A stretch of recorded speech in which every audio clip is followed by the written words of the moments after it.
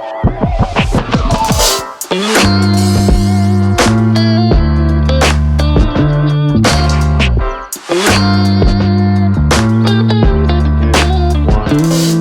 right, everyone. Hello.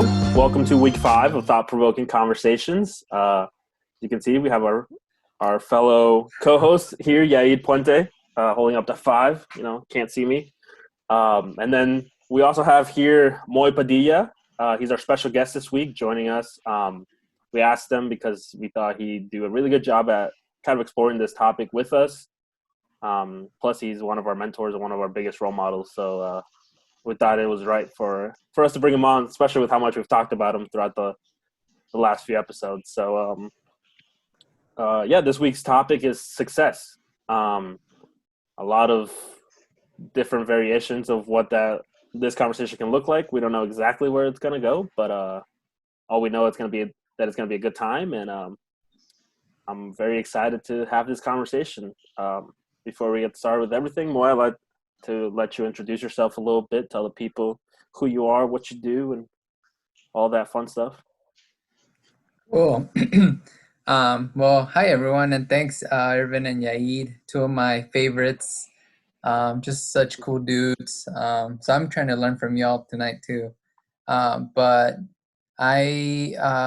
so currently working at the university for the Nebraska College Preparatory Academy, and had been working at UNL in different jobs since 2013. I'm from Ciudad Juarez, Chihuahua. Grew up in El Paso, Texas, before I ended up in Nebraska. I'm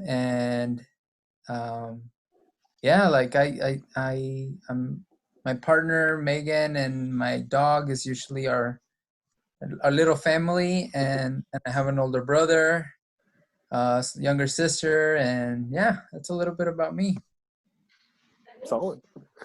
Yaid, anything you want to start the people off with before we get going into the conversation?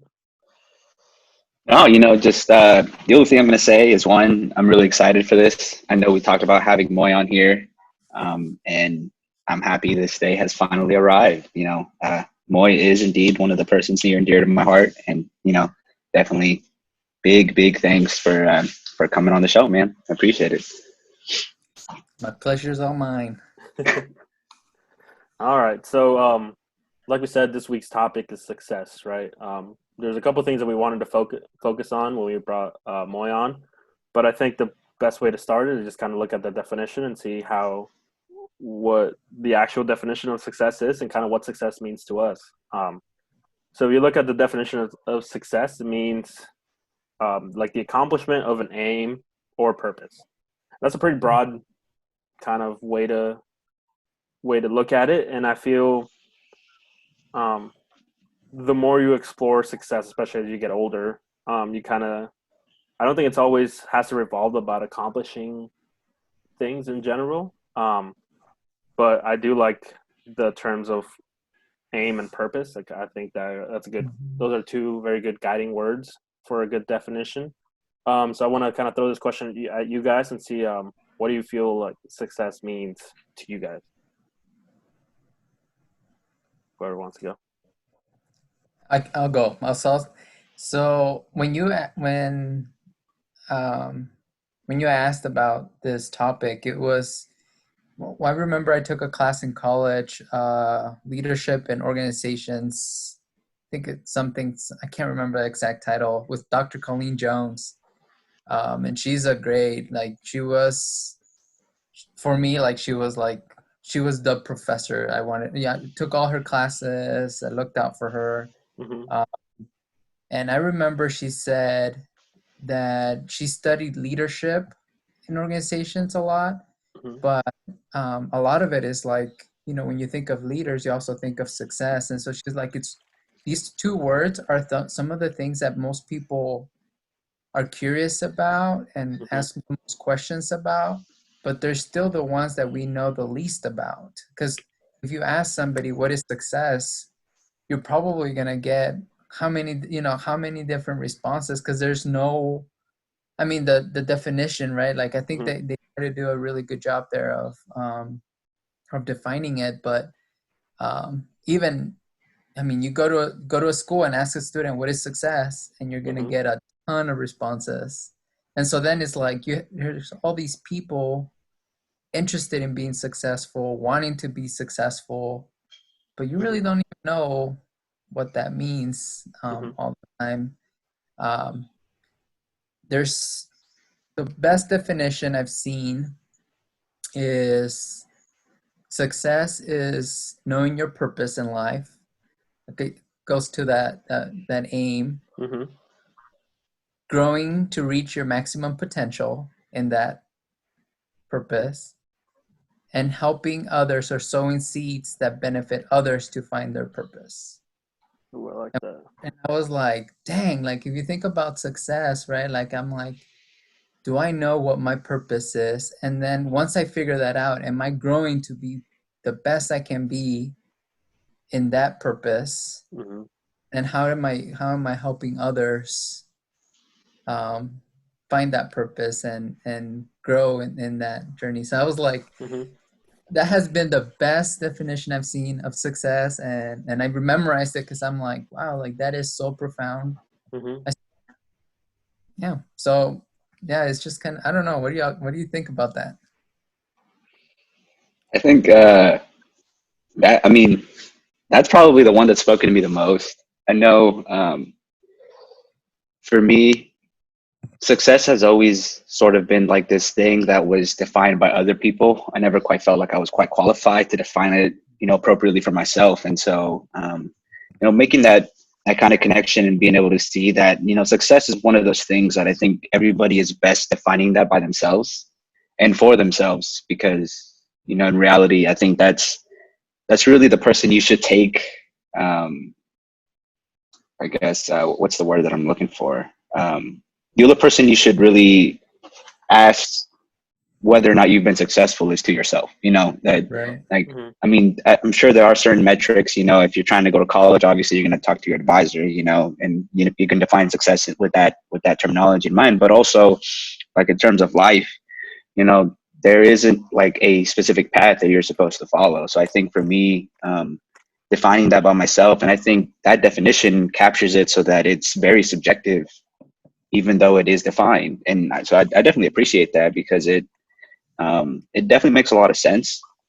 However, there's like a lot of components in that definition in itself that, are also very, very broad and difficult things to really pinpoint. Like, for example, what defines somebody's purpose? So how do you find a purpose? Where can you start looking for a purpose? And, it's questions that I don't think people really spend a lot of time on. And it's something that I think, like Irvin and I, especially over these last couple of conversations that we've had, I mean, sometimes, we just talk circles and circles around a topic until we finally make it to something. And then we were like, oh, wow, that's what's been on my mind this whole time. And, it kind of makes sense for that. But I mean, I think that's a pretty phenomenal definition, just to kind of. And the thing too is like, so then I'm like, so if you don't know your purpose, does that mean you're not being successful? And I don't agree with that, because I even think of, when I came to college, I thought I had a reason why I was going to college, but once I got here, I was like, man, I don't know what the heck I'm doing, right? So, but I find that process part of success, right? Like I find that process of knowing that, okay, what I thought I wanted is not what I want. Like that's part of the growth and growing to reach your max potential. It's being very like real with yourself and saying like, yeah, this is not right. Like it's so complicated, but it's interesting. Yeah, I agree. And I think success is one of those terms that we try to specify to a fault, right? We try to make it too specific, which inherently misinterprets what success really is.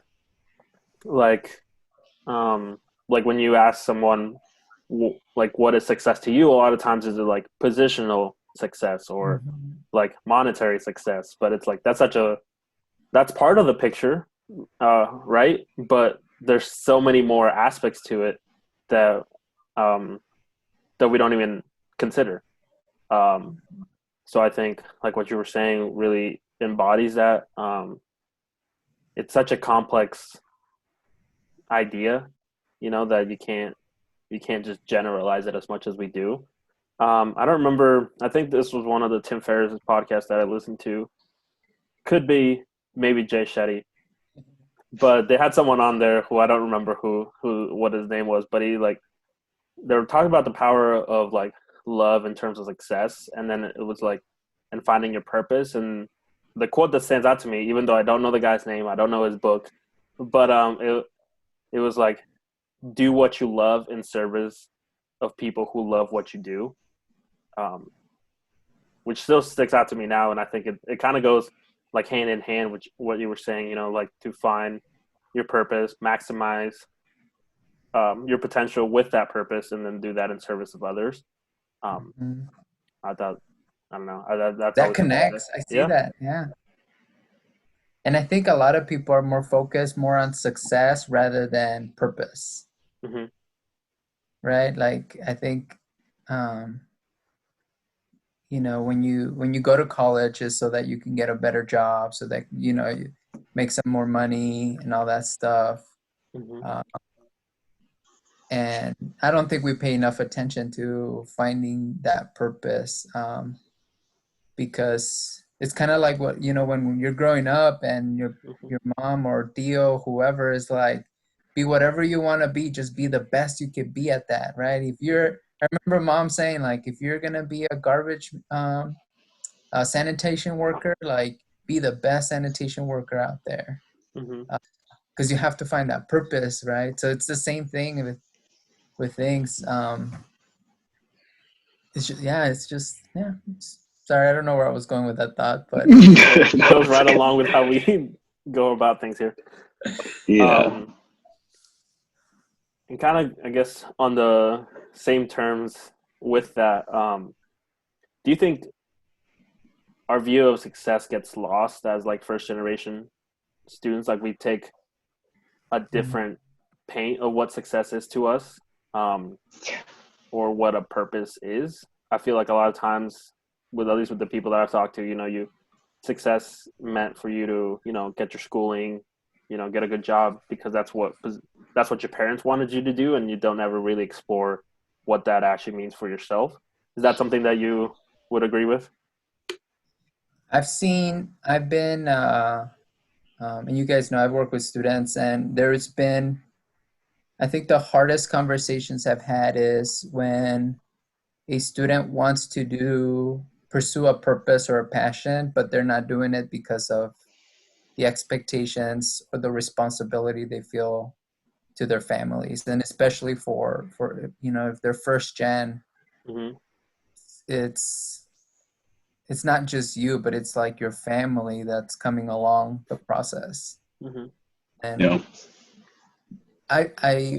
but I also think a lot of that is, I mean, don't get me wrong, there are some families or parents who are really like strict with that, and they're like, no, you're going to be a nurse or a doctor because that's what makes the money, and forget about Yeah. communication studies major, because what are you going to do with that? Mm-hmm. Or English, right? But I also think, like, I've always challenged students that, part of going to college is educating your family on the process, right? And it's educating them on, here's what I'm learning about myself. Here's what I want to do. Mm-hmm. And I know this means a lot to you. And I'm the college student here. Like, I'm the one who's going to class. But that's Mm-hmm. hard. That's a hard conversation. For sure. Oh yeah. I think I've had to have that conversation with my little sister too. As somebody who was very, very influenced by our parents. She definitely was like, I asked her, I was like, hey, it's that time of the year, when you need to kind of really figure out what it is you're going to be doing, at least have a direction. I don't care if you have an endpoint in mind, just kind of tell me in what direction you want to go. And then she told me, she's like, well, I want to go to Metro Community College, get my general eds done, and then I'm going to go in and I'm going to do an ultrasonography tech position because they make money. And I was like, oh, okay. And I was like, does that make you happy? And it's interesting when you ask somebody that question and they've never been asked that question before, because then it's like, well, my parents are telling me that I needed to be doing this or I need to do all of this. And I'm like, well, but that doesn't answer my question. Does it make you happy? And so I convinced her. I was like, look, I personally do not care what you do. And that may sound kind of harsh, but the most important thing for me is for you to be happy in whatever it is that you choose to do, because that matters to me more than anything else. I don't care about the money. I don't care what you're doing. I care that you look forward to whatever you do every day. And I told her, I was like, does this ultrasonography position give you that feeling? And she was like, no, not really. And so I was like, okay. And it's okay that you don't know what you want to do, right? Like, I'm not saying you need to figure that out. I'm saying take the time right now. And so I convinced her, and now she's going to UNO so that she can live with Cynthia and not have to pay for room and board, and then just go in undecided and just explore. Because we also have to really take into account, where we're getting our definition of successes from. Our peer group, like, I know one thing that she mentioned to me a lot was how her friends were all like, why don't you go to UNL? Like, it's a party school. Like, we can just go party, And there's definitely those group of people. And then there's those other group of people that, think they have it figured out, like I did when I said I was going to go to medical school, right? I just I set a goal. It was lofty. It was going to require a lot of work. And then I just go for it, right? And, a lot of people would commend me and like, hey, you sound like you got your whole life figured out, right? And naive me was like, yeah, I do. I think I do. That was such a lie. And then we also have like our parents or, the people that, we assume know more about the world than we do. And they also influence what your definition of success is. And so it's really hard especially if you didn't grow up in an environment where nurturing your own definition of things or nurturing your ability to ask better questions. Because I think a lot of at least for me personally, I can't really, say anything about anybody else, but had I asked better questions, I think that would have influenced the clarity that I had in terms of where I wanted to go in life. And I think that's a really important component. So that's what I tried to do with Leslie. And I asked her, I was like, what are the things that make you happy? And she was like, well, I do have a boyfriend that, what if things work out? And I was like, if that makes you happy, go for it. And she was like, but I'm scared of my parents. And I was like, don't worry about your parents. Your parents don't know any more than you do. I'll be honest. Right. And that's not to disrespect what they've done for you, because that's like another thing that I don't want to get distracted from the train of thought that I'm going with, but it's like, you kind of get that pressure, especially as like a first generation student. It's like, they tell you all the sacrifices that they made to get you to where you are today. And it's one thing to not disrespect that sacrifice, but it's a whole nother thing to live a lie in order to please that sacrifice for them, and I think that that's an important concept. But anyways, to wrap up the whole Leslie story, I think I asked the right questions to at least make her think about what it is that she wants to move towards. And I want to nurture that sense of like, okay, you don't know, but that's okay. It's totally fine. You don't have to know what it is. I feel like there's an expectation to know what you want to do by the time you're 18. And in reality, like, no, you just barely started. Your brain isn't fully developed yet. Like, you still got till 25 until you're like fully there. You know what I mean? And you got to give some time to reflection and think about your life and what it is that you really want to do with the skills that you have, and it takes time, and time is the one thing that people feel they don't have,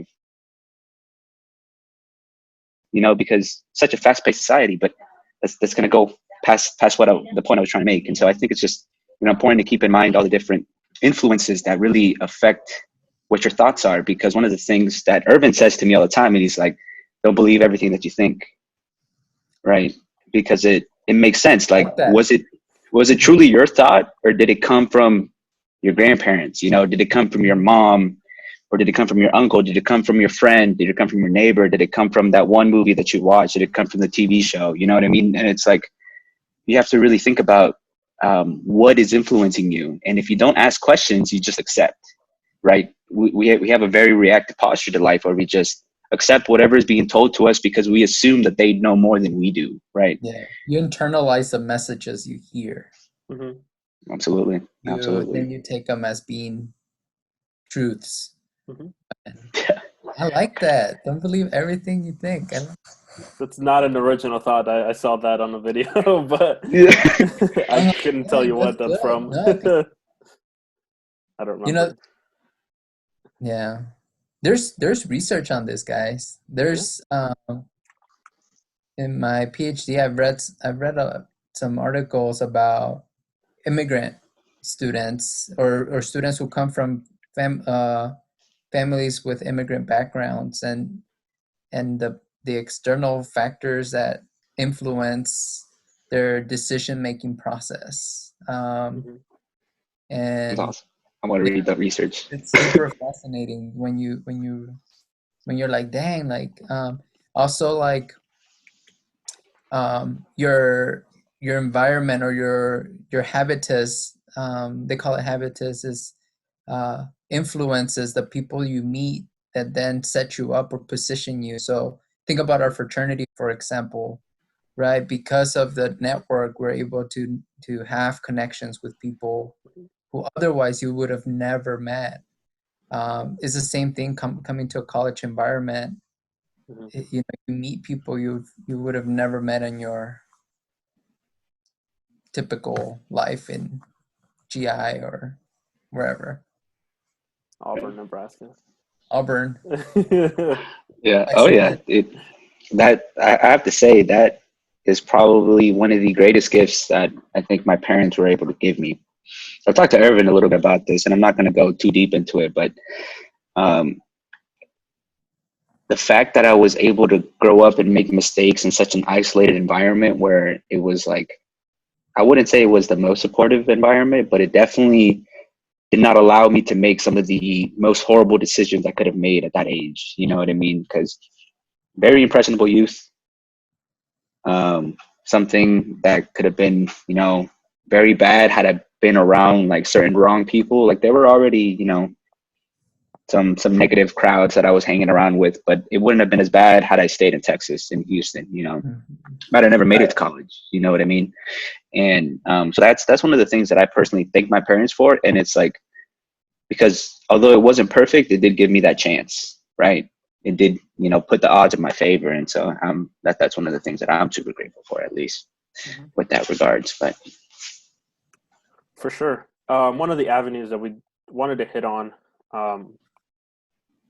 was kind of what have you seen as far as your experience so far in a college campus as to what's made someone quote unquote successful in college compared to others? Like, is there specific traits that you see in people that you're like, yeah, this person's going to go far, or like this person might not make it?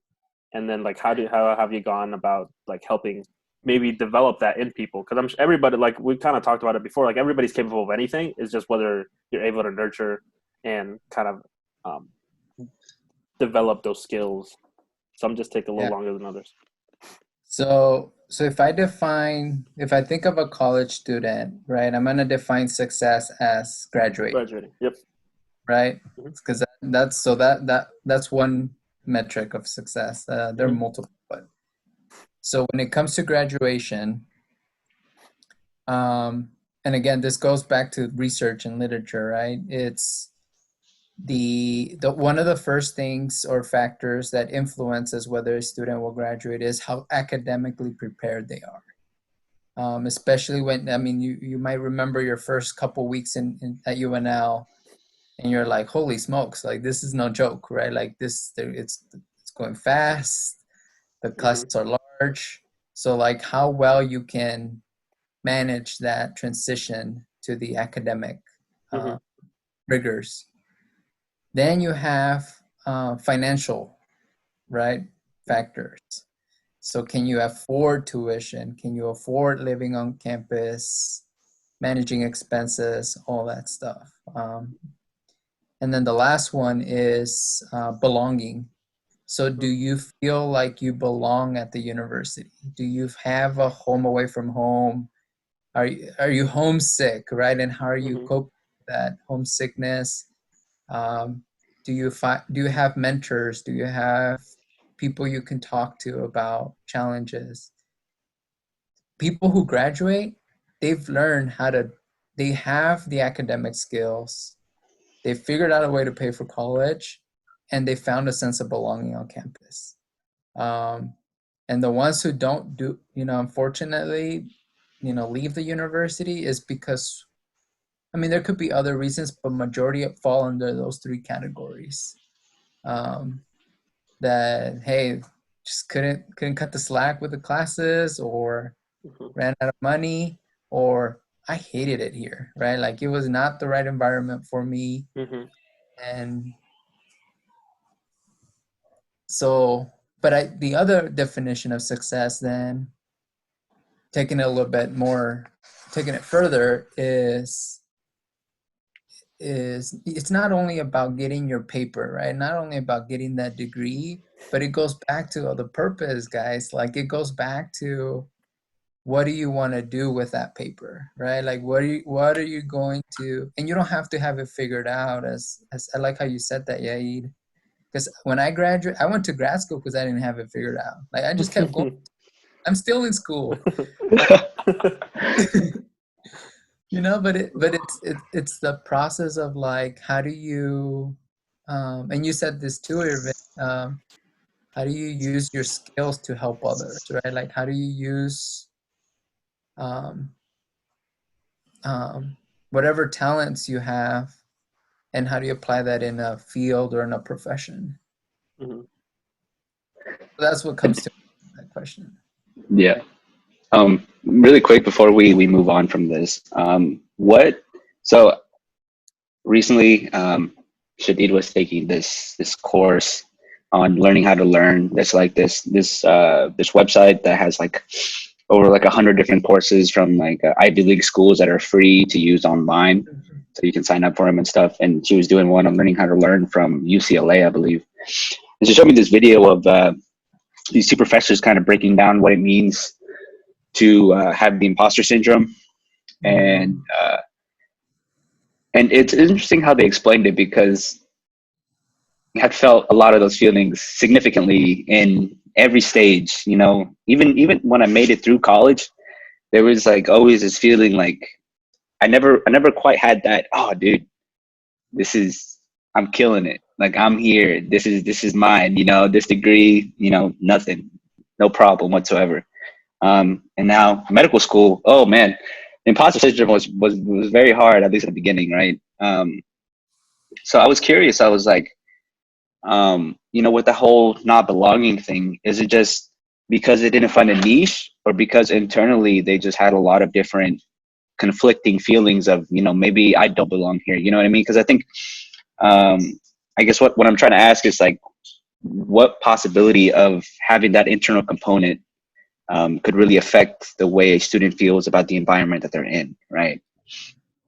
I think belonging it's a whole area of research, and how do you give someone a sense of belonging, right?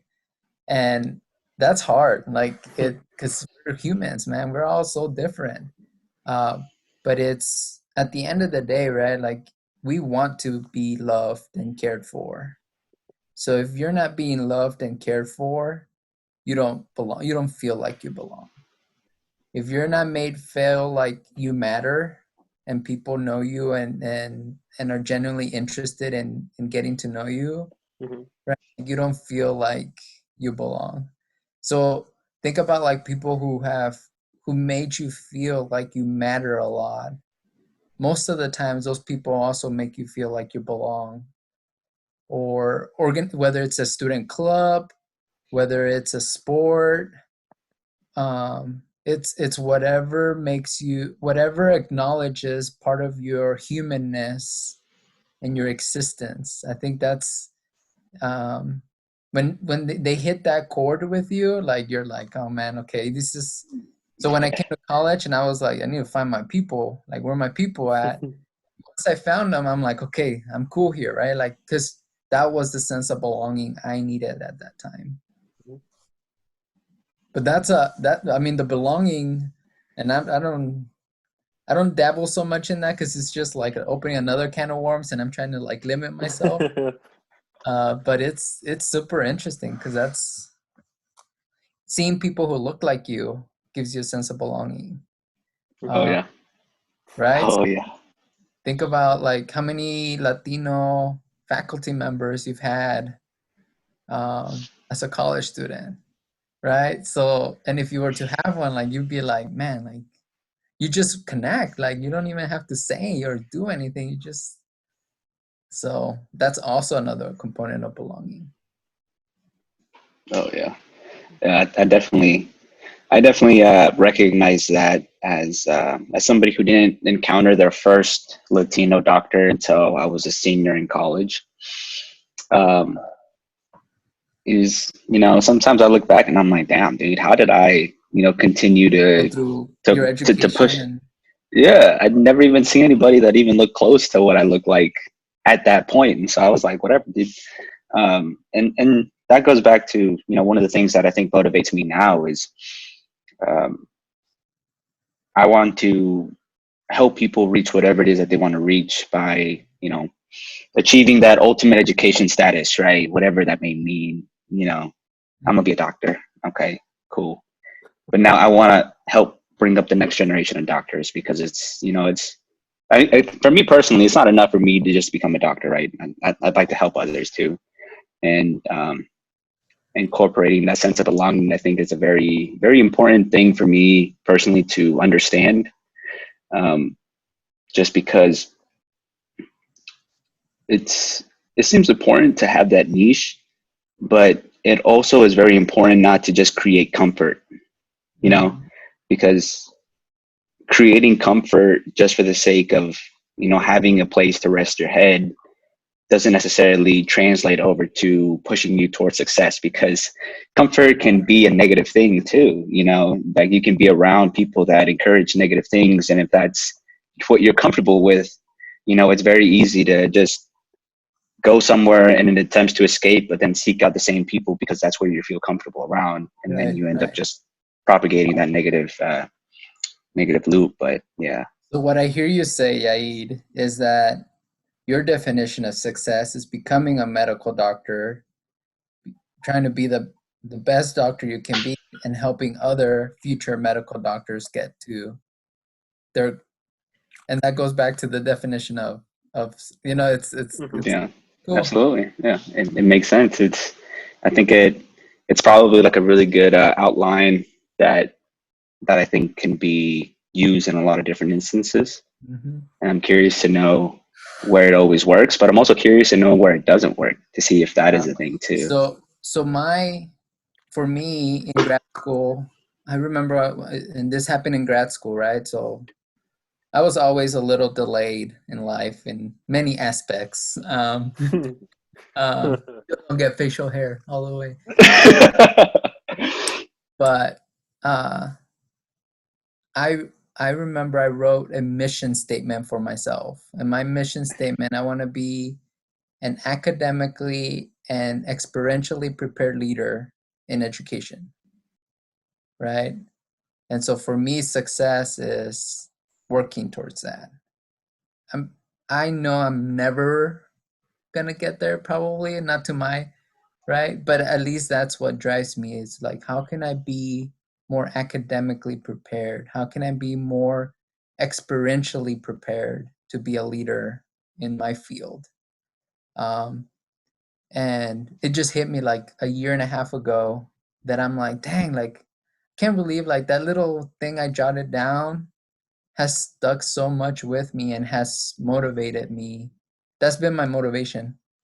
um, and it just happened so randomly, like it's so weird, but so yeah. What Sometimes that's all it takes. we're talking a lot. We're not letting you talk. It's all right. I like to listen. Yeah, he knows this. He listens a little too much. He's No, I soaking mean, it all in, and then he comes with like this like really thought-provoking and like, yeah. don't listen to what you think. And I'm like, whoa. Oh yeah, he's got these good one-liners set up. Yeah, So it's all about that's the what I'm white good line. for. I'm just catchphrases. Um, no, I agree. I mean, I think all of those things every student goes through at some point to some degree, and probably everybody goes through all of them. Mm-hmm. Um, we kind of talked about this last time in our last conversation, and it was kind of maybe I think it was in our last video. Maybe it was just on our after conversation. Everything kind of runs together, but we were talking about like adversity and whether you fall back to your mistakes because of the same adversity. And I was like, I always thought like you might fall back into the same mistake, but a lot of times it's because it came at you at a different angle that you weren't prepared for. Um, so like, well, we all have our faults, and they might be like similar and consistent. It might be because they come at us from different angles that we're not used to. Um, so I think that kind of goes along with those three themes that you kind of explored there. Um, that sometimes you feel like you are financially prepared, and then your car breaks down, and you're like, oh, I never didn't even think of how to do that, or like you thought you fit in somewhere, and then all of a sudden maybe that person dropped out, right? And then you're like, well, what do I do now? Like I didn't even think that they were going to leave. So yeah, I mean, I can relate to have throughout various points of just like feeling one or multiple of those at the same time, and like how you get out of that is very subjective, but I think it's also part of what makes your college experience successful. I think, part of it is getting that paper, and I say 5% is getting that paper, and 95% is the experiences that you live through and kind of what you get from Mm-hmm. that. So, I think the other thing that there's a certain attitude of people who kind of, because you're gonna get obstacles or barriers, right? And I think that's where the support from your family and your peers and like people really comes in, because I mean, I can tell you like my older brother, he's my role model. He's somebody who's like, man, he's like knocked it out of the park. But I've also seen how he struggled, and sometimes he feels like he's not doing a good job. And the imposter syndrome and all that stuff. But he's got this attitude of like, um, I don't know, but I know I need to get from, he doesn't know the end goal all the time, but he knows he can get to the next point that he needs to go to. mm, So even if it's like, I just need to make rent this month, that gets you a little bit closer mm-hmm, to your goal. So it doesn't have to be like this really big, audacious goal. Like it could even be like, I just need to make rent this month, mm-hmm, and then so that it's, I think that attitude of like a warrior, like I'm gonna figure it. I don't know how, but I'm gonna figure it out. mm-hmm. Um, is so Have important. a, oh, sorry, Moya. Were you done with that thought, by the way? Okay. I was just gonna ask you a question because I think that was like a really good segue into kind of like the area that I wanted to talk about. But the question that I have for you is, if you could give a student that walks into your office a concept, an experience, mental model, whatever it may be to help them out on their journey, what would it be and why? Damn, that's That's a tough. loaded question. I think, and I might have shared this with you all. Did I ever say the U curve for you all? Like that, like so so imagine this is it's a graph. I don't know which way is better. It's funny we And get it. so this side, so right, that is your level of excitement or in comfort and all that stuff. And then this side is time, right? Mhm, And I think what I've always preached, and I preach this even in my current position, right? Like right now we're trying to navigate through a pandemic, y'all. Like Yeah. hard. Like there's days where I'm like, oh my gosh, like this is right? So as time goes by, there's going to be times where you feel really energized, really good. And so you're up here. And then there's times where you're going to crash and you're going to feel like you're not doing well or you're at the bottom.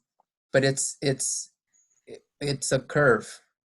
And your goal is you don't want a curve. You don't want to be living your life just going up and down, right? You're gonna have those downturns. So how do you get yourself back up, right? And next time you face an obstacle, how do you emotionally, mentally, physically don't let yourself go all the way down because you've learned from your past experiences, right? So instead of making it so hard, like a hard job, like you're learning how to make that line a little bit more more straight. There's a poem, If, by Rudyard Kipling, and if one of my favorite stanzas in that poem, in the poem If, is if it talks about like if you can take your wins and treat them the same way as you treat your losses and vice versa, that is such a powerful way to cope with life, right? Like wins and losses aren't going to impact or influence who you are or what you're about. It's more about like making sure that you feel those 60 seconds of a worth of a distance run. I can't remember the exact line, but it's such a good poem because it to me it talks about that U curve, and it's called curve. If you go on Google, type in U curve. My advisor in grad school shared that with me, and that set me up for it. Prepared me for grad school because when I got into grad school, I was super excited, and then came October, and I was like, "This is ridiculous! Like, why am I doing this?" So I came really excited, and then I was at the but I knew in the back of my head that I'm like, "Oh yeah, I'm going through my U curve," and I was able to kind of make meaning out of it. Yeah, it's kind of like it's just never get too high, never get too low type of mentality. It was just the more you can see that as the same, basically, the stronger you are at knowing yourself and knowing your own emotions and how to control those. But yeah, emotional agility. That's another key word. I like that term. Emotional agility. Look it up. It's so good. I'm still reading on it because it's so hard. Like it's think about like my grandma, man. Like she would like have her like she was either really happy or like she's got the chancla ready to like. She was a very she had a really strong character, right? And so I never like we never did meditation and stuff like that at home or let's take count, if they were counting to 10 is for me to like get the heck out of the fight, like it was to like so yeah, it's just about my emotional agility. Cool term. Yeah, it's I think that's a really important concept. I know maybe it's like one of those things where I wish I could have learned it earlier, but sometimes it just needs to get repeated like a million different ways for me to truly understand what the topic is going into my brain, because maybe I'm not at a point where I'm ready to accept that knowledge or truly understand what that may mean. But you explaining that to me was like a very like, very epiphany-like moment, because I think that's something really important, and it's something really important for a student to understand, especially as they're getting ready to go down the path of academia, because as exciting as it is, it's like, oh, you're going to college, you got into the college that you wanted, you got into the program that you wanted. Oh, yeah. you're on top of the world. You know, you should be so happy. And then 3 weeks in, you're like, oh my God, we got our first round of midterms coming up. And they just said that the averages are usually like a 50%, you know? And that's kind of demoralizing when you come in and you're like, well, I'm supposed to feel like I'm on top of the world, right? But why am I feeling like I'm like the really like crappy part of the pan that's like stuck to the bottom? You know what I mean? Class. Yeah, I remember thinking that. I'm like, man, I'm like, they would say this curve, and I'm like, oh man, I'm like way below the curve. Like, what? Yeah. And so I definitely think that's a really good concept to teach a student if that would be, you know, just to answer my question. But I do have another question, but I know Irvin has got some really good ones that I think would be cool. So do you want to ask a question, or do you want me to ask my second one? Yeah, sure. I can hit Moi with another one, and this is like the Q&A section. So Moi, if you have questions for us, feel free to also throw one in there. Maybe after I get done, you can throw one in there yourself. That way, it doesn't feel like we're just attacking you with questions. But we said we were going to pick your brain, so we really want to No, it's make not sure we utilize our time with you. I guess one of the questions that I wanted to ask was comparing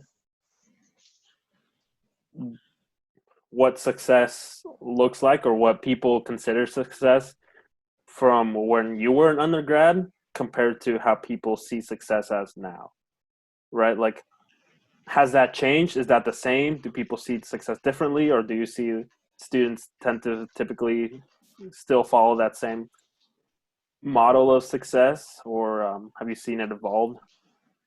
Yeah.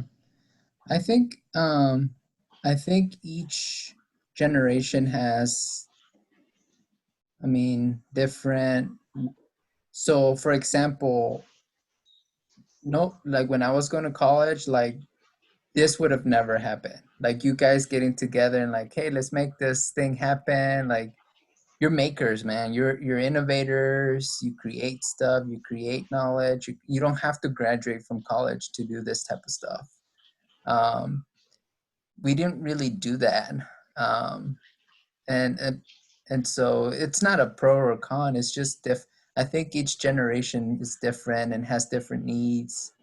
Um, for my When I was going to college, it was um, the reason I came to UNL.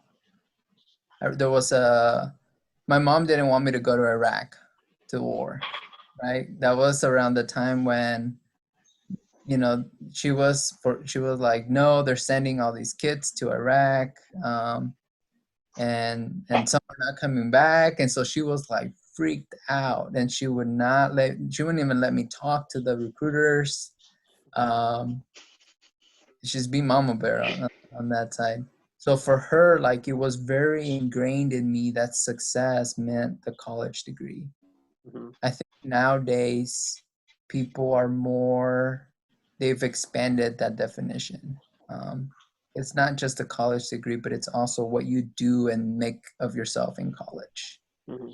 I think we were so focused on just getting the degree, where now I see students focus more on like doing this type of stuff, like creating stuff, like the Mm-hmm. number of innovations that come out of college campuses. They've always happened, but I feel like now it's just it's a different generation. Like it's just more hands-on.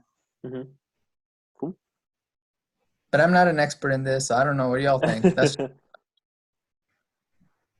I think even just in my time in school, it's kind of shifted. I think with just seeing people be again successful in so many more different avenues than what was known as a typical way to be successful, that I think it's opened people's minds to trying more things. Mhm.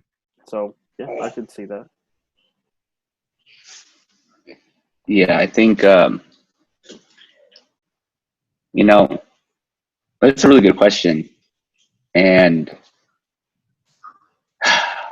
it's really interesting because I don't think I'm qualified to truly say like what my generation that went through school in the 4 years that I was at college, what that what success kind of meant to them, you know.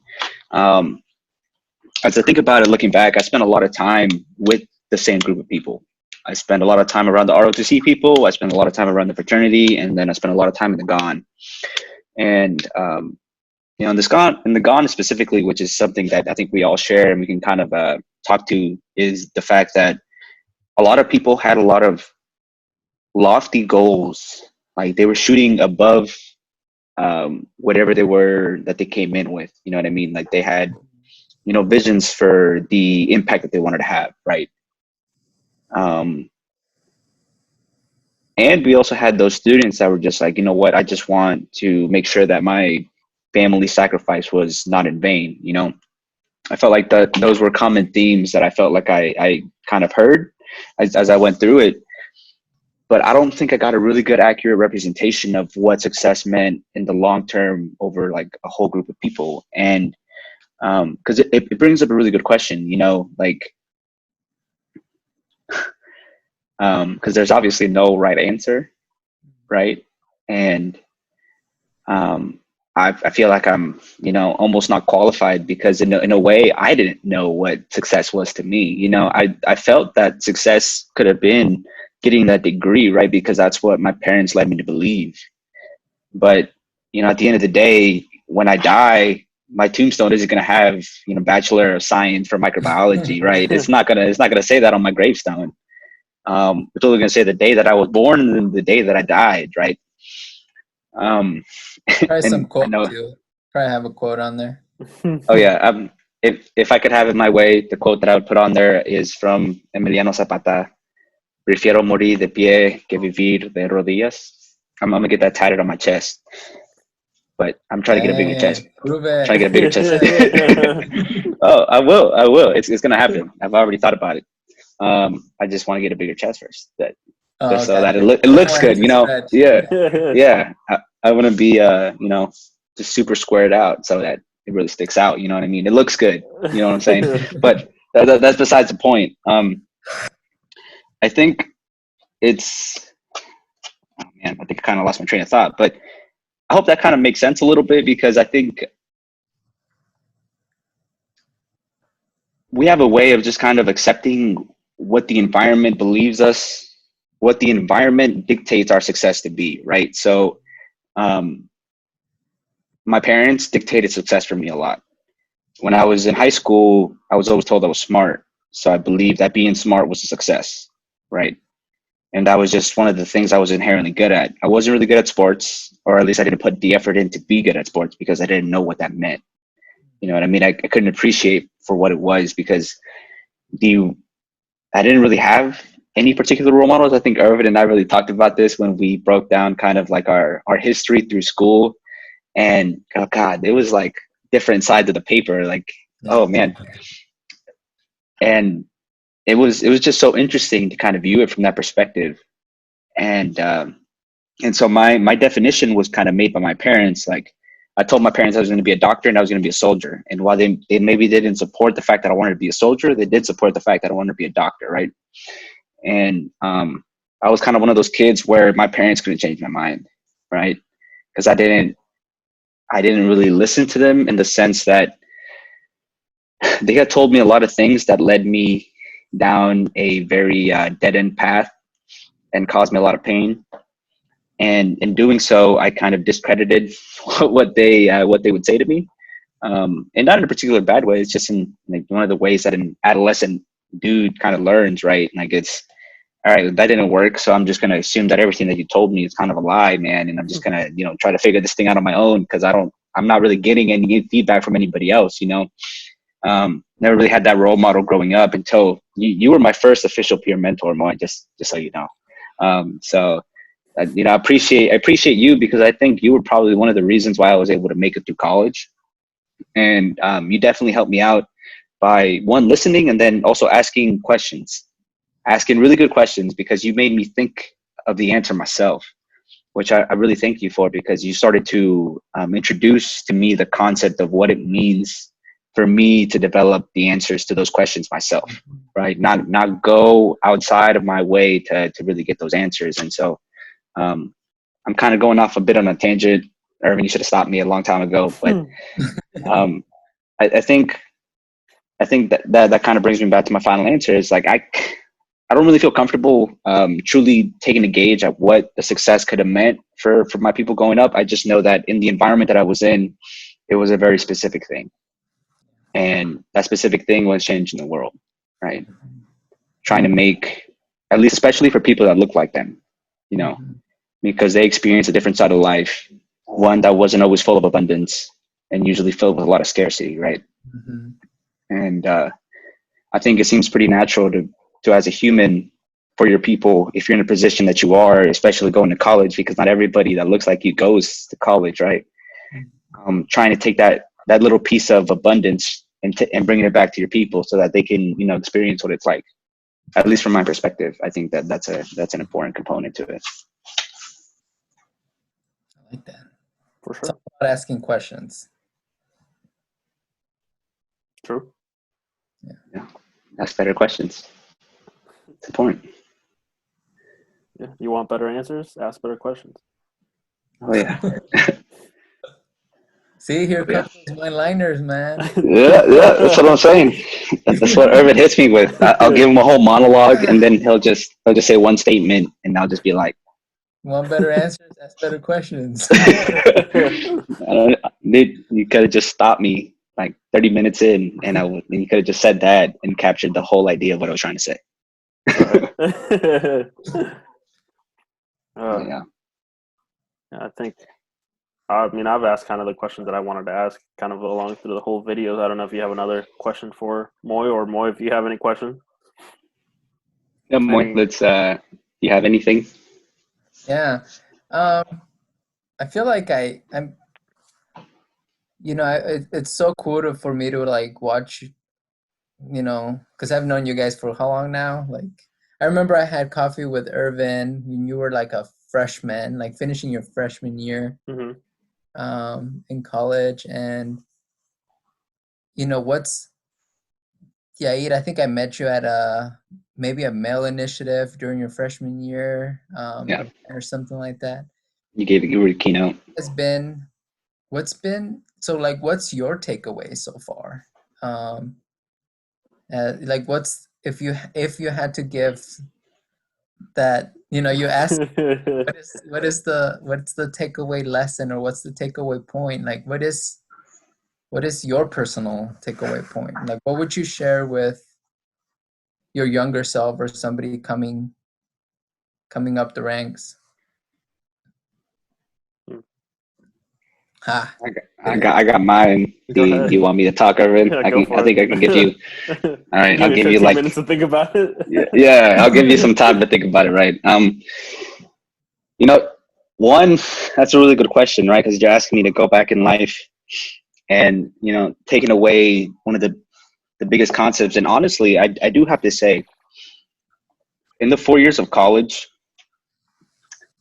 I was on such a schedule of like go that I almost didn't even, you know, as I look back, I did so much that when I look back on it, I'm like, bro, how did I get through this? You know, how did I make it through that? And the answer that comes up is I sacrificed a lot of my personal self. I sacrificed a lot of growth. I sacrificed a lot of, you know, what it means to live a balanced life, right? I sacrificed a lot of priorities in order to get the things that I was going after, because I had that mentality, and it burned me out. Just being honest, like it torched me. And these last couple of months, getting close to almost a year, Irving can attest to this too, has been a significant amount of growth, because I've allowed the time to really reflect on who I am and what it is that I believe in.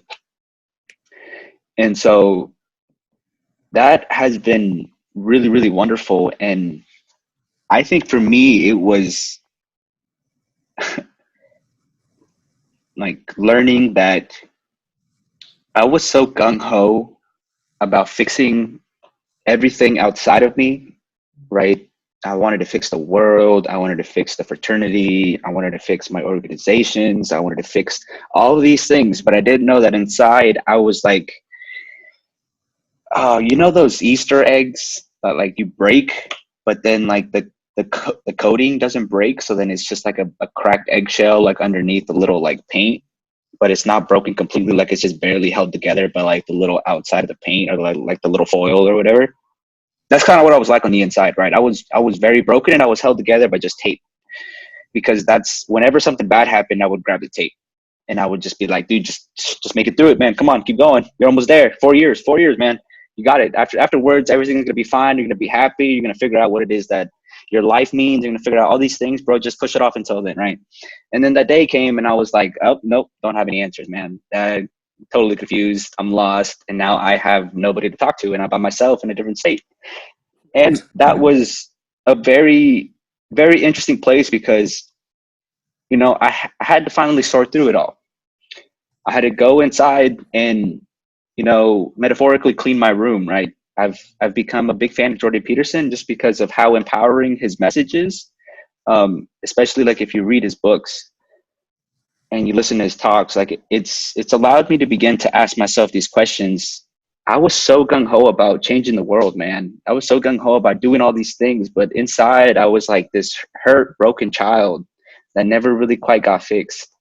And instead of addressing that issue, because that was a scary Pandora's box to open, I rather worked on everything else, right? I rather took that energy that I could have put into fixing myself, and I tried to fix this organization. I tried to make sure that we had $10,000 in the SLB account. You know, I tried to make sure that we were doing all these other things, that we celebrated our 20-year anniversary, right? Like all of these things took precedence over myself. And I think really taking the time to acknowledge who I am, what I've gone through, where I am now, and where I want to go, answering those difficult questions, because those answers don't just come in a minute, in an hour, in a day, in a month. They take a long time to really cultivate and really truly understand what it is that you stand for and who you are. Mm-hmm. And so I think if there was one takeaway that I could take from this whole conglomerate of experiences, would be to take the time to truly figure out what it is you need to do to clean your room, right? What it is you need to do to truly fix yourself. Because if you try to fix the world outside of you, a lot of people are going to look to you for the foundation, right? And if you're not strong enough to support other people, then you shouldn't have started supporting other people before you supported yourself, right? Build your foundation on stone, right? Don't build it on sand. It's that old Bible story where the guy builds his house out of stone, but has to sit through the rains and the harsh days and the whatever. Well, the dude that built his house on sand was done and was living a lavish life. But then when the flood came, right, the guy that built his house on stone was the one that survived, and the other guy did not, right? And I think about that a lot, and I've talked to Irvin about this significantly, and I think that would truly be my takeaway, because, man, you know, reflection all of these is so important. Yeah, absolutely. Absolutely. But yeah, I think that's a good place for me to stop, because otherwise I'll just keep talking. That's awesome. I would say mine goes along like side by side by what Yair said, and it's just kind of like what I would say, just don't be afraid to meet yourself. Mm-hmm. Like we go. Here's the They're one-liners, dude. Mic drop. He's done. He's gonna walk away. That's all you need. No, but like we talked about it, how the different expectations that we have, you know, especially coming into college from the backgrounds that we do, that, like Aid said, just a lot of times we don't take the time to take care of ourselves and really meet ourselves. Because I feel like until college, you don't.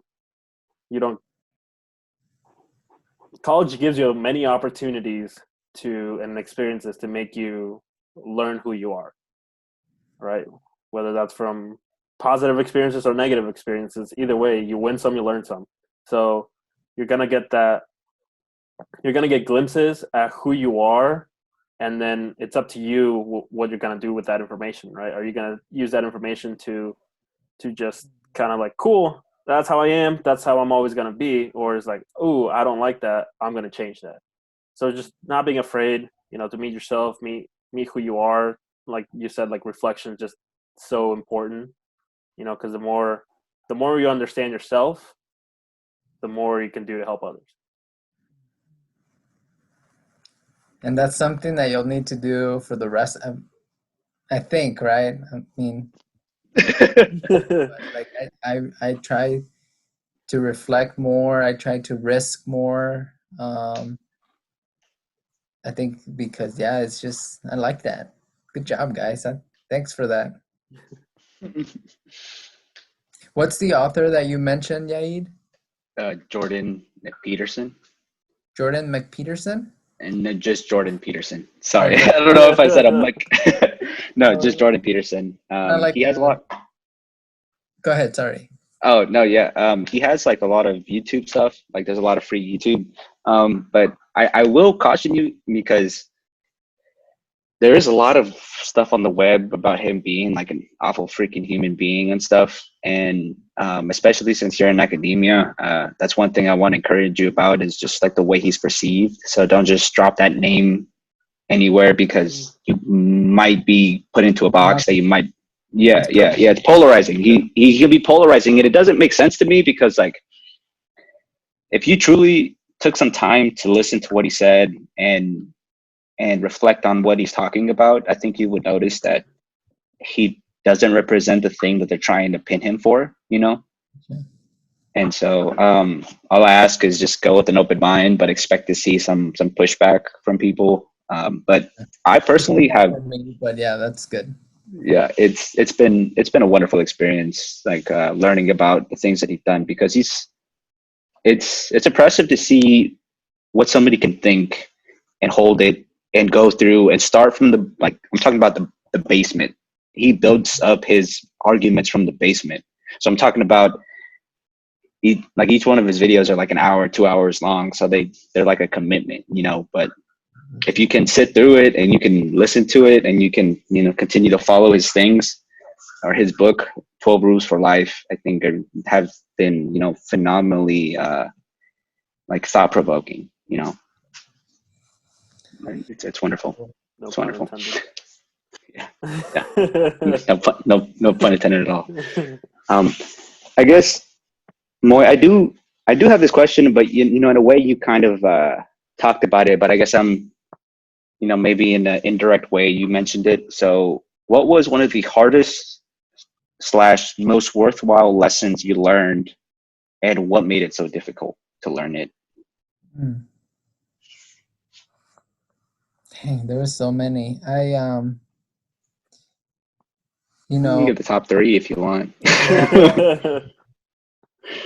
I think I'll and I probably already shared this with y'all, but the one that was the most pivotal for me was after my freshman year when things did not look good, right? Like that on probation, went home for that summer, and my mom actually had a letter, used to mail a letter to you saying that you were on probation, and she opened my mail and like moms do. Anything, she just dropped it, and just the disappointment in her.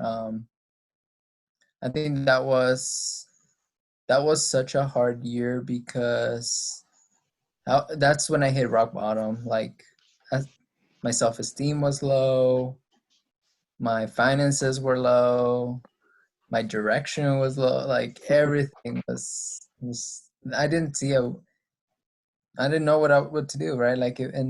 But it was such a good lesson because I learned about how failure is not necessarily a bad thing. How you can use failure as lessons, and so once I reframed that during that summer, that's when I reframed failure as lessons, and that changed the rest of my college career. Because after that I came back and I'm like, well, I failed the test. What do I need to change, right? Like it was always about like, what do I need to do to make sure that that doesn't happen to me again? It's But impressive. yeah, it was. I mean, there are tons of things that happened. I was in a pretty bad car accident. So many things happened that I'm like, one, I'm alive. Um, two, I'm still breathing here.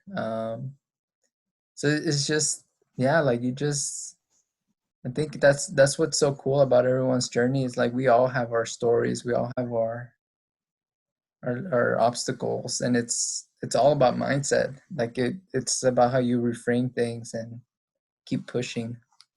You know, there's a quote from I might have told you this to you already, Moy, but or maybe I've told you too, Irvin. I don't remember anymore. But his name was Sergeant Hamilton, and he was one of the cadre from one of my trainings that I had when I was a junior. And he said he was like, look, wherever you go in life, whatever you do, there's always going to be two outcomes from anything that you do. You're either going to win or you're going to learn.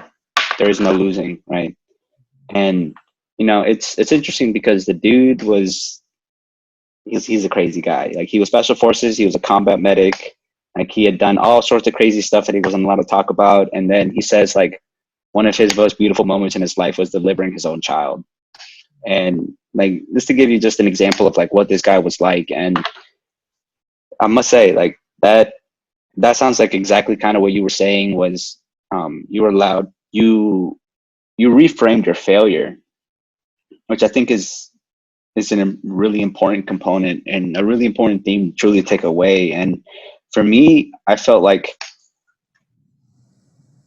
I almost have to reframe my failure every time I go through it, and it's something that kind of sucks, Yeah. but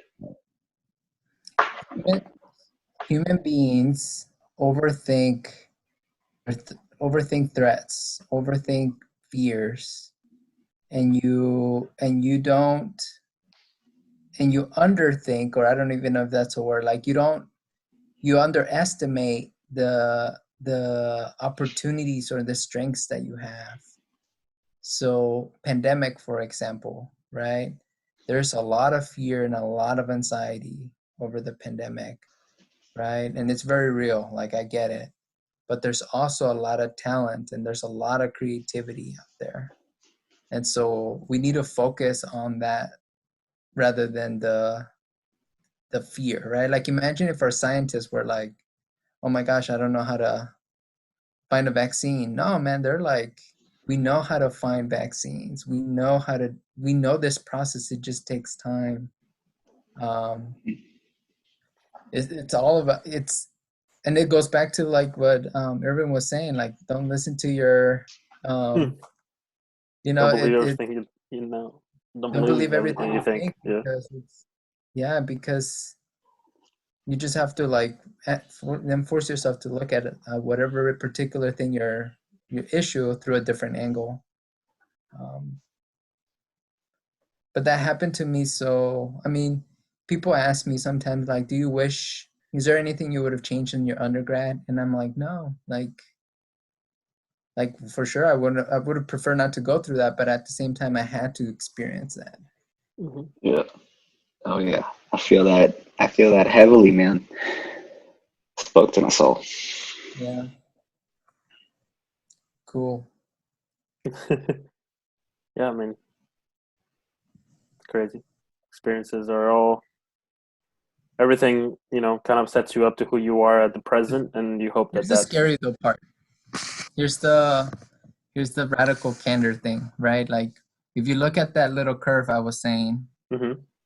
you look back at your challenges, right? I know in my life I'm gonna have another dip. It's normal. And that's the scary part, right? I don't Mm-hmm. want that to happen to me and I don't want to live my life that way, right? Like preparing for this tragedy or whatever. Um, and so that's where I'm at right now, where I'm like trying to learn how do I continue on and proceed with what I want to do without fear of this catastrophizing, right? That it's something bad, is going to happen, or because it could happen. But again, it's more about like how you react and respond to those challenges. So I'm trying to equip myself with the skills to manage challenges. I'm trying to become the best first responder for Moi. Yeah. And if I figure that out, no matter what people throw at me, I'll be able to respond. So going back to success, right? Like it's all about what your purpose is. How do you become the best first responder for yourself, and then help people along the way? There you go. It's a great way to sum everything up. We've talked about a lot of stuff. Cool. I knew we were gonna have a good conversation. Full circle. I just know you two. I just know it. Oh yeah. Well, I think that kind of wraps us up then for a conversation. Moi, we appreciate you coming on. I'm sure we'll ask you again at some point because we love picking at your brain and seeing what you have to offer. Gade, anything you want to leave the people with? I like how you say people. That's cool. Yeah. Wow. I could say so much, but really just thank you, Moi. I think by taking in the lessons that you've learned throughout your life and then using that to, help inspire, motivate, even just to pose an interesting question to students, much like myself. I have grown tremendously from just you asking those good questions that you have, just having a conversation. And, I really thank you for doing that, because I think it set me up to be in the place that I'm able to be in. And yeah, I don't expect you to have protected me from all the things that I ultimately did to myself, and, the failures that I went through and the bottom of the U curve, right? And ultimately that is what made me into the person that I am today. But you definitely helped out tremendously, at least in my life, and in what it is that made me into the person that I am today. And so thank you for that. And I appreciate you coming on and having this conversation with us, just because it means a lot that you're willing to think this deeply on topics like this, just because I know that, you constantly have students coming in, right? And it can be so easy to just begin to pick up patterns and finding a solution to the pattern, maybe even just temporary, and just moving on, right? It can so easily become a chore rather than a purpose, because we're habit machines. Like it can be so easy to just autopilot stuff, right? And that's not something that I've ever seen you do. And so that's just something that I want to commend you on and thank you for, because I think you have, I don't know, you touch a lot of people, man, and especially me. And I learned a lot from you guys. So it's not like, don't forget that too, right? Like it's a back and forth relationship. So appreciate. So thank you guys too. Of course. Well, thank you to everyone that tuned in. For how many ever people have watched these videos, we just appreciate those that do stick around and kind of listen to them. I think there's a lot of good information in here. This one's probably one that you want to listen a couple times, because there's a lot of stuff that we went over and it's easy to forget what we said. But again, thank you. Go ahead and hit that subscribe button if you want to, if you like what you heard, but more importantly, just share it with the people that you think might be interested in hearing about this. Like we always say, we're just here to have thought-provoking conversations. We just want to make people think a little bit differently. We don't want to change anybody. We just kind of want to propose a couple things and ask better questions to get better answers. So yeah, I think that's all I got. And if you guys are good, then we'll say goodbye to the people and call it a night. Thank you again, Moi, for joining us. Peace.